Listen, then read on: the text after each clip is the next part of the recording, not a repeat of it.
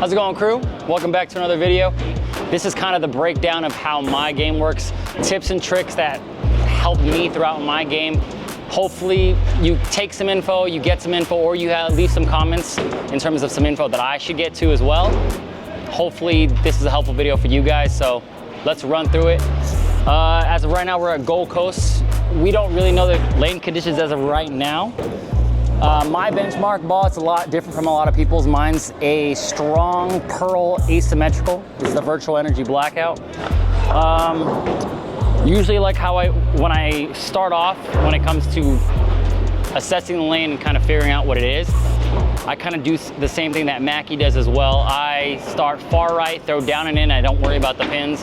I just want to see the ball reaction as of right now. So right now I'm lining up at the 20-ish, between the 20, throwing down the 10, down and in, my normal speed, and then we'll kind of see what the lanes are telling us and kind of assess it from there. Brought it out a little bit. Okay. So based off that, I can already tell that if I were to throw that line, I would need a lot of speed to kind of go through the pins and kind of read the lane, like basically not have the lanes read at all. So let's do that again. Let's move an arrow to the left. My comfort zone typically in any given house in general, in terms of a house shot, is between the 15. Back end is usually around the 7. Hit that Baker box. Shout out to Mark Baker Bowling. So I'm gonna move left. I'm gonna have my right foot be on the 25. Where I stand typically is parallel, close together. We'll kind of break that down throughout the video, so we'll see how that goes. Right now I'm gonna throw between the 15 and the 7.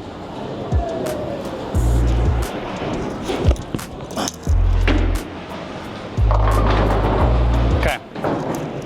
So based on how I throw, I can do one of two things. One, I can slow my speed down, which is definitely would definitely be a feasible option. Or I can move 1 or 2 boards to the right with the same break point. So how I would typically do it in terms of a house shot or a league shot, I would normally like to take the easier route. If I were to slow down my speed, you know, it would require a little bit more muscle memory in my bag, just because I've been bowling for only like what, 2 and some change years. It's easier for me to move 2 boards right in terms of the front end, and the back end being the same, around 7-ish.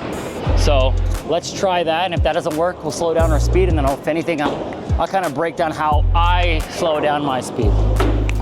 So I'm gonna stand at the same point, 25 on the right foot.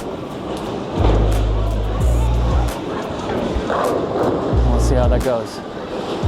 2 boards to the right.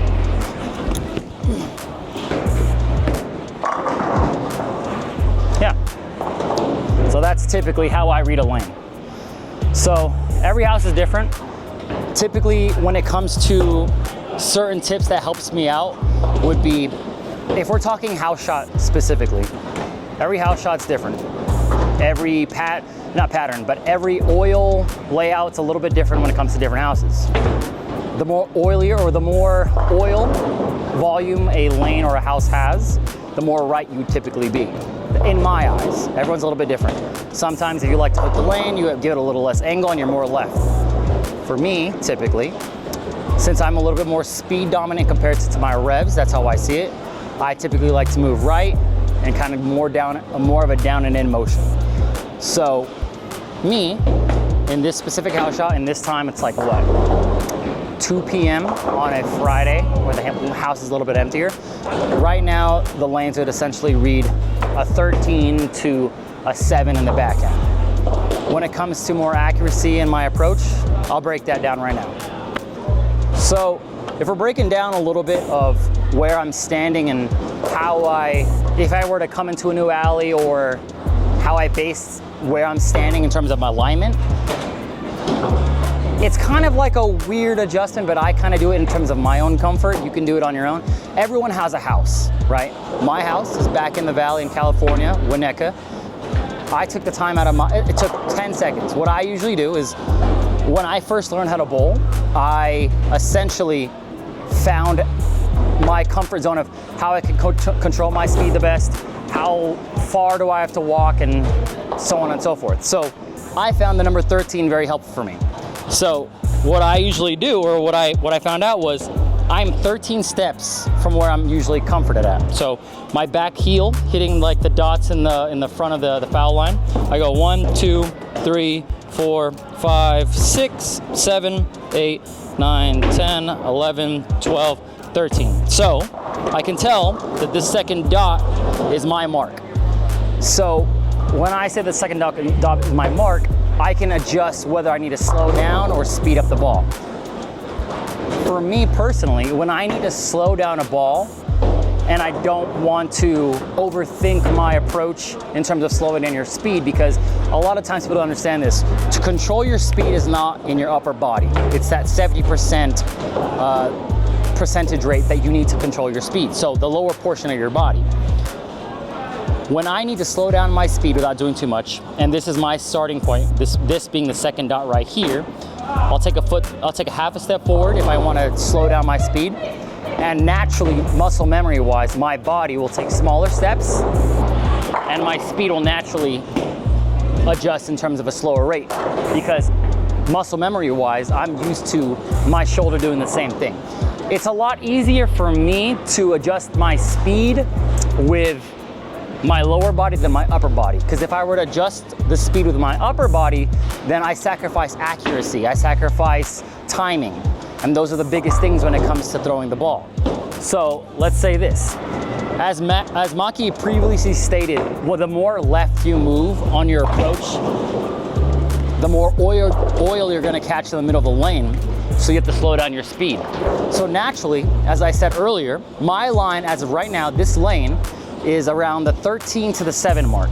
If I were to move left, let's say I'm aiming at the 20, so I move a full board and some change over to the left, I'm naturally gonna slow down my speed.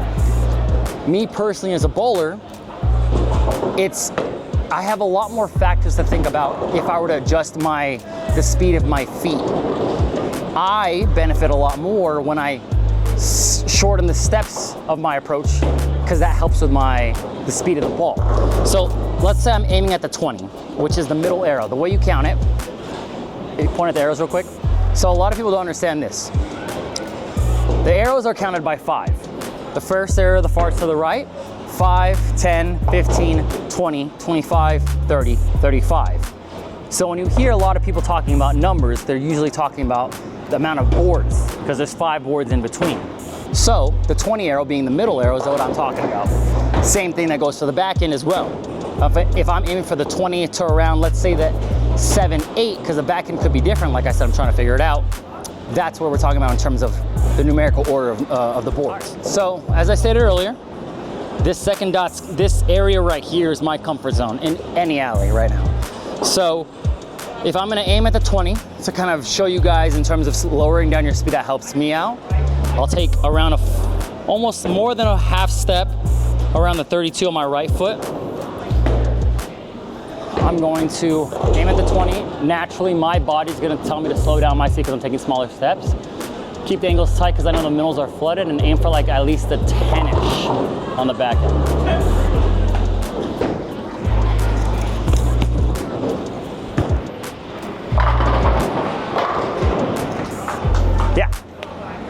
So when it comes to my accuracy, it's a little bit obviously more, it's definitely more about the eyes and knowing my body shape.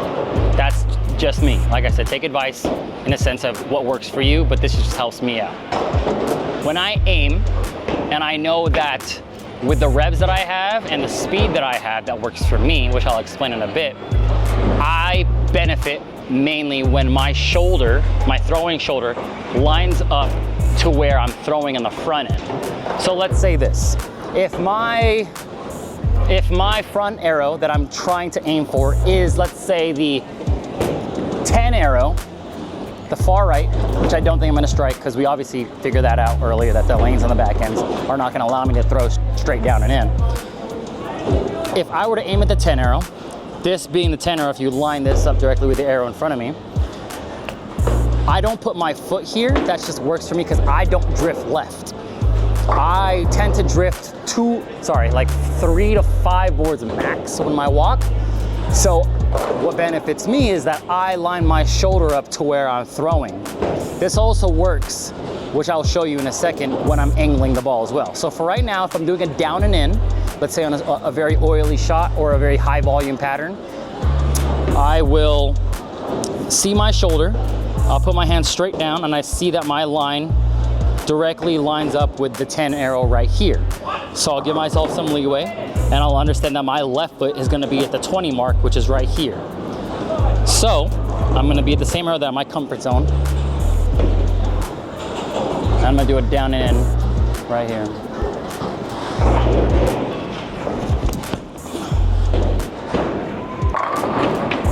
Which actually worked out pretty well. So let's take that into a different perspective and let's line up on a different arrow. Let's do 25. Let's do the 15. I'll do the 15 arrow. Like I said, I don't know if I'm gonna strike, but we'll see. But the whole point of this conversation essentially is to aim my shoulder to where I'm throwing the ball and how much I'm gonna angle the ball. So actually, let's move it to the left. I'm gonna aim at the 20 for a more exaggerated look of what I'm aiming for in the back end. Naturally, my muscle memory knows where the Baker box is, which is between the 4.5 in the back end to the, I believe, 9.5. So that's that Baker box back there. So naturally, my body does do that. So if I'm aiming at the 20, I'm gonna put my feet at the 32. I'm gonna take another step forward just to adjust my speed, just so I can see if I could strike. But my goal is to aim at around the 5 board back in the back. Or no, sorry, the 7 board in the back. That's the goal. My eyes are looking down at the front 20 arrow right there. I'm looking at the back now to see where I'm gonna aim. And muscle memory kind of just takes over from there.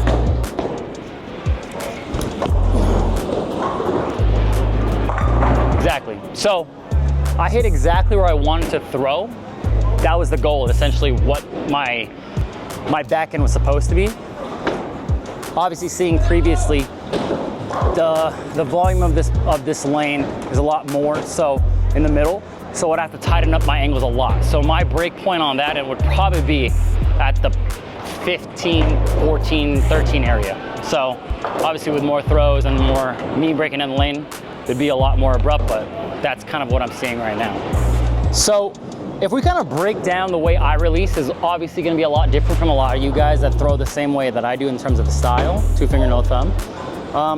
This is the breakdown of my release. It's completely different from yours, but take some advice in terms of what works for you and don't take it all. Or if you have any other suggestions, leave it in the comments below. Leave some broomsticks if you kind of bowl similar to me. It kind of helps us out in terms of, you know, more advice that we can give in the future, but let me know. So when it comes to essentially how many steps I take, my release and my breakdown of that. So I do a 5-step approach. So without throwing the ball, I go 1, 2, 3, 4, 5. That's kind of the breakdown in terms of how many steps I take.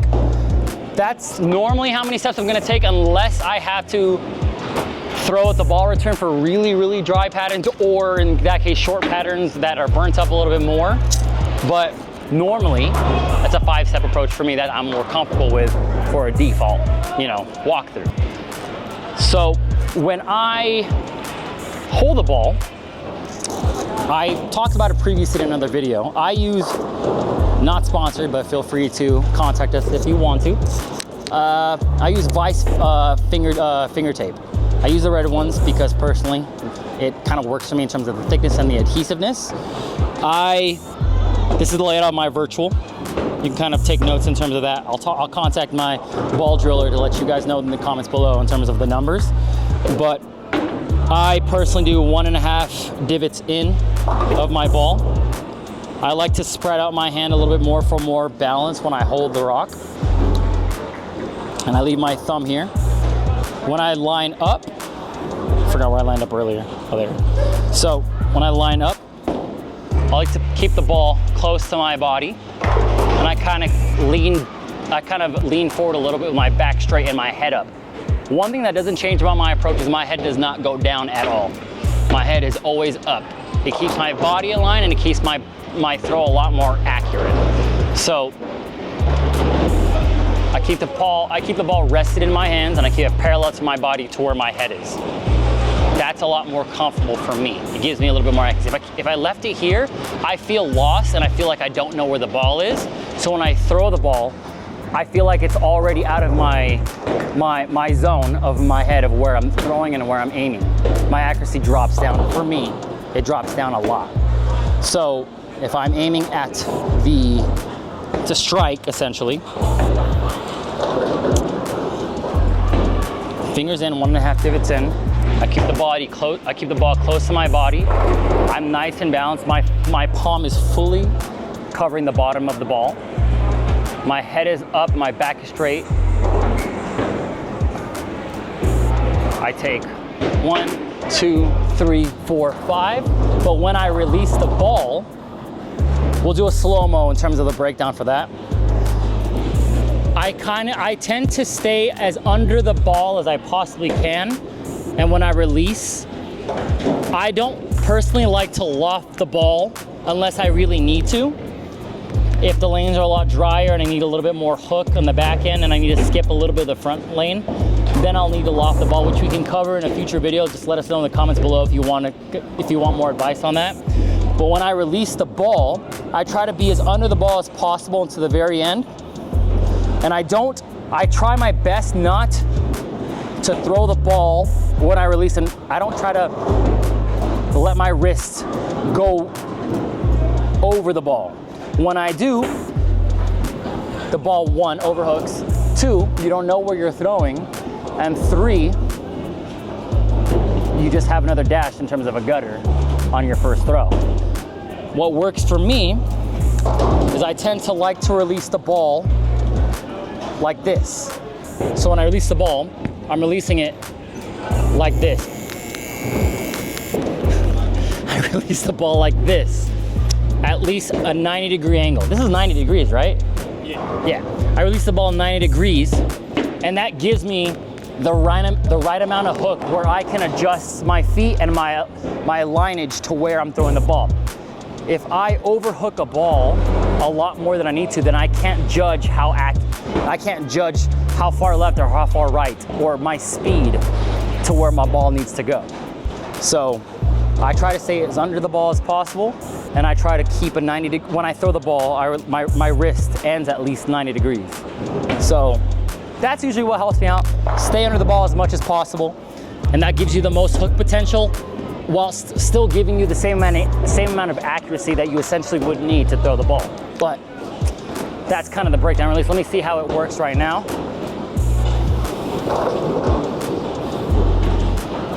See what we can do.